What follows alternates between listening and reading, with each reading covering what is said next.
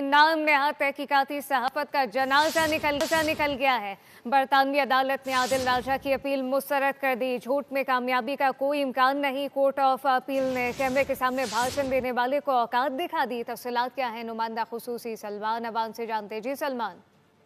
जी बिल्कुल, ऐसा ही कहा जाता है कि झूठ के पाँव नहीं होते और यही कुछ आदिल राजा, जो कि पाकिस्तान का एक भगोड़ा यूट्यूबर भी नहीं बल्कि यूट्यूबर है, उसको काफी महंगा पड़ा है झूठ बोलना। और अदालत ने अब एक तरह से जो फैसला सामने आया, उसकी अपील मुस्तरद हुई है, उसके ऊपर एक तरह से सर्टिफाइड झूठे की मोहर जो है वो सख्त कर दी गई है। कोर्ट ऑफ अपील में जिस तरह से आदिल राजा को नाकामी हुई है, उससे पता चलता है कि आदिल राजा जो है बुनियादी तौर पर एक झूठा पेशावर है, झूठ का पेशा करता है और उस झूठ के पेशे से ही वो कमाई करता है। और बरसों से तो नाम नेहाद सोर्सेज और अंदर की खबरों का जो वो नाम लेता है, एक तरह से चूरन बेचता है। आज उसका भांडा भी फूट गया कि ना कोई उसके पास सोर्सेज है, ना उसके पास अंदर की खबरें हैं। और जिस तरह से अदालत में सबूत मांगे जाने पर आदिल राजा का जो रवैया था, एटीट्यूड था, उसकी जुबान गंग होकर रह गई, पसीने छूट गए और कोई अल्फाज नहीं थे उसके पास। उससे पता चलता है कि ये इल्जामात जो हैं वो बदनीयती पर मबनी है, बेबुनियाद है।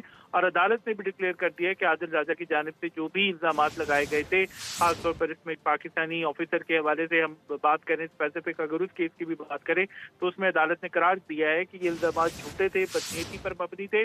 और जो मजलूमियत या सियासी इंतकाम का जो ड्रामा किया जाता है कि जी वो पाकिस्तान से भागकर सियासी इंतकाम या पॉलिटिकल विक्टिमाइजेशन की बदौलत जो है वो आज बरतानिया में मुकीम है, वतन से दूर है, ये तमाम ढकोसला जो है वो भी अदालत की जानिब से मुस्तरद कर दिया गया। और अदालती तहकीकात में साबित हुआ है कि ऐसी कोई बात नहीं, उसे किसी पॉलिटिकल विक्टिमाइजेशन का निशाना नहीं बनाया जा रहा, बल्कि उल्टा आपने देखा होगा कि वो रियासत पाकिस्तान और रियासत पाकिस्तान के इदारों को अंडरमाइन करने की कोशिश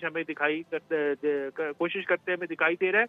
और जो झूठ की, वो आपको पता है कि झूठ की कीमत पौंड कमाता है, तो ये उसका वार जो था झूठ के कारोबार का, वो भी खाली गया है। और अदालत से रुस्वा होने के साथ साथ आदिल राजा को, यानी कि जिसको सर्टिफाइड लायर का एक खिताब मिला, एक तरह से उसके ऊपर मोहर जब्त की गई, उसके साथ साथ तो अदालत ने उसे 3,50,000 ब्रिटिश पाउंड स्टर्लिंग जो है वो जुर्माना भी किया है, जो कि तकरीबन पाकिस्तानी रुपयों के अंदर 12 करोड़ रुपए के लगभग रकम बनती है।